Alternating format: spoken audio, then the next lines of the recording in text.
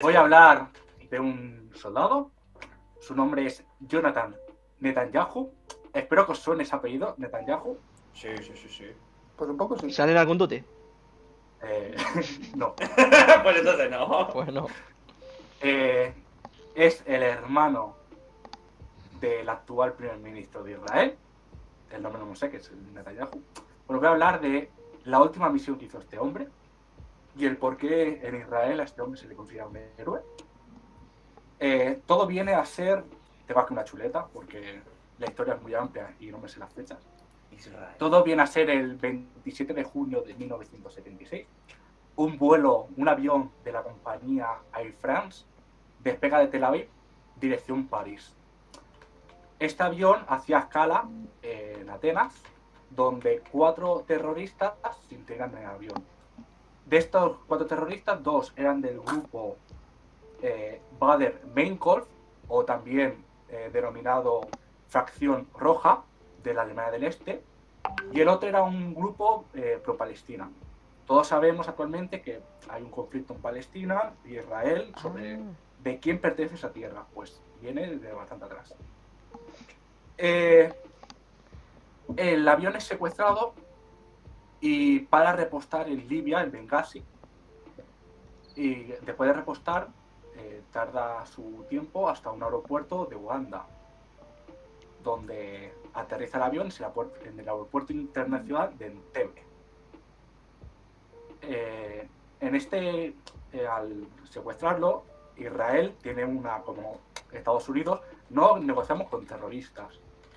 Pero hay un gran problema, que en ese avión habían 105 pasajeros y judíos, y el resto que había no eran de etnia judía. Entonces ya era un conflicto internacional. Si hubieran sido solos ellos, dice, bueno, si los matas da igual porque han muerto por la patria. Nosotros matamos a más palestinos. ¿Por qué fueron el avión de al secuestrarlo? ¿Por qué fue a Uganda? En aquella época había un dictador en Libia, sí, he dicho Uganda, pero estoy en Libia, llamado Gaddafi, que como es musulmán, por supuesto no apoya el Estado de Israel. Esto es un poco más adelante, la operación para salvarle. Tranquilo, yo estoy preparándolo, tú continúa.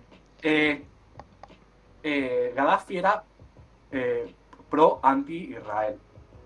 Y el presidente en ese momento, como presidente de Uganda, el dictador, el mariscal Idi Amin Dada, a partir de ahora le llaman Amin, era un fiera, era un personaje, era primero pro-Israel, pero el petróleo le venía de Libia, entonces pasó de ser pro-israelita a ser anti-israelita. Por eso ese avión viajó desde Libia hasta Uganda. En esa incursión, el primer ministro de Israel, el jefe del Estado Mayor, Gur, el nombre es bastante complicado y no quiero faltar respeto a la gente. Sí, vaya a ser que lo esté escuchando y sepa mal que le diga el apellido. Por si acaso. No quiere intervenir por lo que he dicho anterior, porque Israel tiene un sistema de decir no vamos a intervenir no negociamos con terroristas. Pero hubo un problema. Un problema para los terroristas, un gran ayuda para los israelitas. No se ocurrió otra cosa a los terroristas que coger a los tripulantes restantes que no eran judíos, los subieron al avión y cogieron y hicieron su vuelo hasta París. Al ocurrir esto, se volvió a reunir el gabinete del Estado Mayor, el general Gur, el primer ministro Rabin y el ministro de Defensa Pérez, con ese al final, para estudiar un plan que le había dicho el general de división Dan Sharon. Este plan consistía en lo siguiente: enviar 4 aviones C-130 Hércules, son aviones de transporte militar bastante grandes, muy tochos, con un equipo de asalto dentro de uno de los aviones. ¿Por qué 3? Para llevar a los rehenes. Esto llevaba, aparte de los rehenes de ida, llevaban vehículos para velocidad y 3 coches en específico, un Mercedes y 2 Land Rover. Ahora más adelante diré por qué iban esos 2 coches. Un pequeño aporte, Israel actualmente es lo que es en esa zona de conflicto, de tanto conflicto, porque ellos supieron leer perfectamente la guerra en Oriente Próximo, que es una guerra de velocidad y de movimiento. Son listos, los hijos de puta, pero listos. Por eso en los aviones de transporte habían vehículos para el momento que hicieran la incursión, que ya puedes poner la imagen por favor, para el momento de hacer la incursión, estos pudieran moverse tanto a la terminal antigua, a la terminal nueva, al avión donde estaban los secuestrados, y para pillar todos desprevisto. Ahora ya entro en hincapié al personaje que yo estoy hablando, al señor Netanyahu. Este hombre pertenecía al grupo de asalto y dentro de este grupo de asalto se dividió en diferentes grupos. El grupo 1 iba a un lado, yo voy a hablar del 2 porque es donde más me he centrado. El grupo 2 tenía la misión de tomar la antigua terminal y la torre de control, que era donde estaba una parte del ejército de Uganda que estaba custodiando el aeropuerto y ¿cómo se llama? La torre de control. Estos 4 aviones, donde era el primer avión era donde iba el conjunto, para que no fuera detectado por los radares, porque Sudán era enemigo, o sea, si bajamos hasta Egipto, Sudán, Etiopía y abajo de ahí está Uganda. Eran anti-Israel, pero Sudán tenía un problema, que había tenido una guerra civil y habían calculado que de sus 12 kiloradares activos solamente quedaba uno que funcionaba. Entonces primero fueron por el Sudán, pero para que no les detectase ese radar, vieron que había un avión británico que llevaba suministros a Uganda y aprovecharon ese avión para que el primer Hércules se le pusiera en la cola. Vamos a poner la imagen que hay abajo a la izquierda, una representación así. Imaginaos, en el aire, el primer avión sería el británico, para poner ejemplo, y el otro pegado a la cola para que el radar diese error. Claro, la mancha es muy grande, pero solo es una mancha, solo es un avión. Exacto, lo detecta como uno. No son esto es la representación del Hércules, lo que hizo el avión, donde aterrizó y aterrizó los siguientes.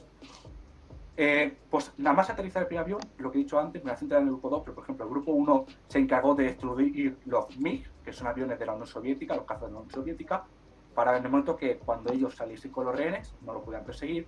El grupo 2 se encargó de las interacciones que he dicho, el grupo 3 se centró a lo mejor en la pista para custodiar los aviones, el grupo 4 se fue a otro lado, hasta el grupo 5. Aquí veis el hincapié donde estaban los coches. Este hombre, Netanyahu, se encargaba del grupo de asalto número 2. Y este fue donde antes he dicho, iban vehículos de transporte.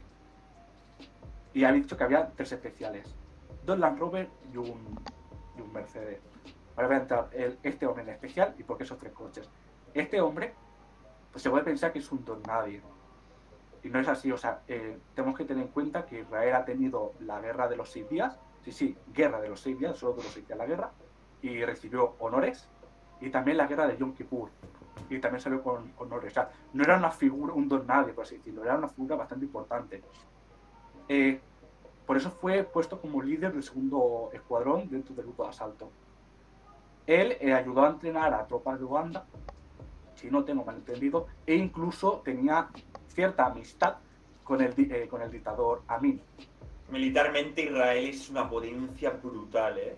Sí. O sea, es una cosa, tío, de locos. Estos 3 coches vienen porque el dictador, cuando una vez fue a su aeropuerto, fue con 2 Land Rover como escolta y él iba en un Mercedes. Entonces aprovecharon eso para que la gente de allí se pensara que el dictador estaba en el aeropuerto. Según tengo un poco de información, es que por un error técnico en las luces del aeropuerto una vez mandó, no sé, a matar a 30 soldados o 30 personas del aeropuerto. O sea, estaba zumbada la cabeza. Ese hombre se comía gente viva. Hasta ese punto llegaba. O sea, se ve que cuando hubo un golpe de estado en el país y se metieron en su mansión, había gente que estaba colgada sin trozos de carne porque se las comía.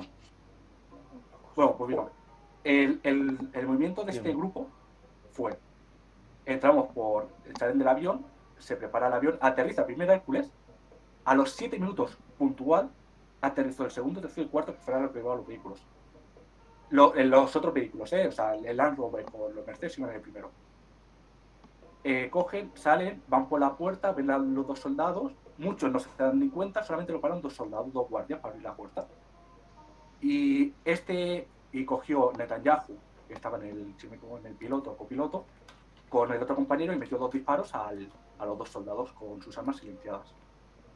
El grupo entra en la terminal, donde, si no me equivoco, mataron tenían órdenes de, si los de Uganda se rinden, no los matéis. A los terroristas, ni agua, esos muertos y remuertos.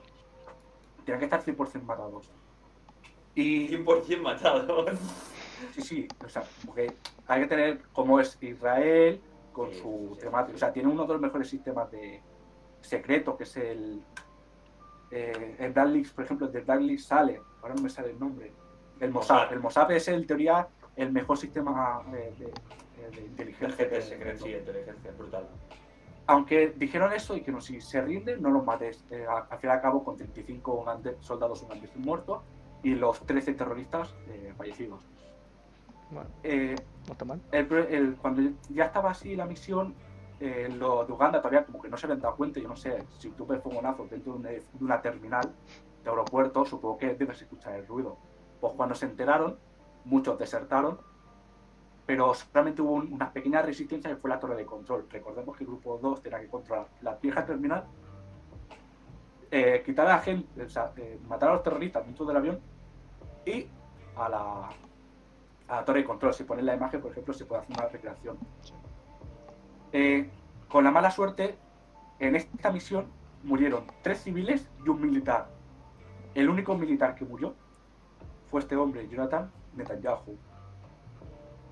La misión solamente duró 57 minutos. Aterrizar, matar, rescatar e irse. O sea, solo murió 3 de los 105 judíos, 3 murieron y este soldado. ¿Y por qué lo llaman el héroe a este? Porque, y por así decirlo, es una misión imposible. Ayudó a rescatar a judíos en otro lado. O sea, esta gente, cuando llegó a su tierra, fue recibido por el pueblo con coronas de flores y sacados del avión a cuestas. O sea, claro, es que de la posibilidad de haber muerto, ¿qué me has dicho? 100 y pico que había por allí. Es que de 105, imagínate, que lo he dicho antes, o sea, les daba igual si murieran los 105 porque habían muerto por la causa. Pero habían conseguido una misión inédita, ¿no? Llegar y con las mínimas bajas posibles, 3 civiles. Es increíble, ¿eh? También he de decir que aparte de los 5 Hércules que habían 2 aviones Boeing 707, uno hospitalizado y otro de comunicaciones. El hospitalizado se esperaba en Kenia, si no me equivoco, lo tengo apuntado, en Nairobi, que si no me equivoco es la capital de Kenia. Nairobi, ¿no es? Donde estaba esperando el avión, porque donde estaban esperando los aviones para repostar, donde esperaba el avión hospitalizado, porque cargaron a los heridos. Si no me equivoco, se llevaron el cadáver de Netanyahu, que si no me equivoco está enterrado en Israel y creo que se puede hasta visitar, y hay un monumento a él. Y al volver, o sea, cuando llegaron a Nairobi, recargaron el combustible, pero tenían miedo de que el Amin hubiera dado la orden a otros países, al Sudán, que eran Israel, Arabia Saudí y compañía, que derribaran los aviones que estaban a los Hércules y a los 2 Boeing 707. Entonces dieron una vuelta muy grande que fue irse al mar Índico, al Océano Índico, pasar por Persia y luego ya aterrizar en Israel. Y aquí quería traer un poco de, también decir, como he dicho, os suena esta persona, claro, su hermano ahora mismo es el primer ministro de Israel. Y si le escuché mucho, están salpicados en muchos casos de corrupción. El problema es que tiene es que no quieren manchar ese apellido porque este hombre es considerado un héroe. Y él es el hermano de un héroe. Claro, si manchas el apellido de Netanyahu, como que estás ofendiendo a este hombre que dio su vida para salvar a los 105, que bueno, fueron 103, 102. Entonces, si te das cuenta, si tú escuchas noticias, ves que toda su cúpula ha sido condenada y él no. Claro, por no ensuciar el nombre. Por no bueno, manchar apellido. ese nombre. O sea, fíjate la importancia, fíjate cómo es considerado este hombre para que incluso su hermano esté haciendo barbaridades económicamente, e incluso lo que podemos decir en los casos de Palestina, haciendo colonias ilegales de habitantes para quedar ese territorio, no lo esté, le salpica y ya está, no lo condena. Pues sí. Y aquí os traigo, por eso el título, un héroe judío. La esperanza judía. Acabando, no estoy a favor ni de Israel ni de Palestina. Yo sí, muerto a Israel. Palestina los tiene en delita. Delita. Un día, ¿sí? Explícalo. Y apúntatelo en la agenda. La información la he extraído aquí, de este libro que se llama Guerras en la Paz. Y si quieres al momento, se llama Guerras en la Paz, porque todo el mundo creo que sabe que después de acabar la Segunda Guerra Mundial hubo un conflicto que se llamaba la Guerra Fría y supuestamente no había guerras en esa época. Por eso esa enciclopedia se llama Guerras en la Paz. ¿La Guerra Fría se conoce como la Guerra del Espionaje? ¿Me suena o no? Sí, Guerra del Espionaje y Guerra Fría. Brutal. Pues muchas gracias, Cef, por la sección de hoy, bastante interesante. Dejamos para otro día el tema de conflicto Israel y Palestina, que es interesante de hablarlo, la verdad. Y si a ti te parece bien, Cef, si no, pues me mandas a tomar por saco, te despido y luego contento. Me la apunto en mi resumen. Apúntatelo. Si no lo haces, te despediré. O sea, no hay más. Ya estoy ¿sabes, despedido, no? yo estoy esperando el finiquito. No, te readmití. Hasta que no me des el finiquito, seguiré hablando. Esto es una constante. Esto es una constante. Yo os despido cuando soy useless, pero luego readmito. Bueno, él le he nombrado, ¿no? La guerra de los 6 días. Son ERTES temporales. Parece Iker Jiménez, ¿eh? Se pone a escribir mientras habla, ¿eh? Vale, cuando termine su sección, ¿eh? Egipto, Siria, Irak, Arabia Saudí, Cisjordania y Palestina. Pues bueno, pues muchas gracias, Cef, por la sección de hoy, bastante interesante.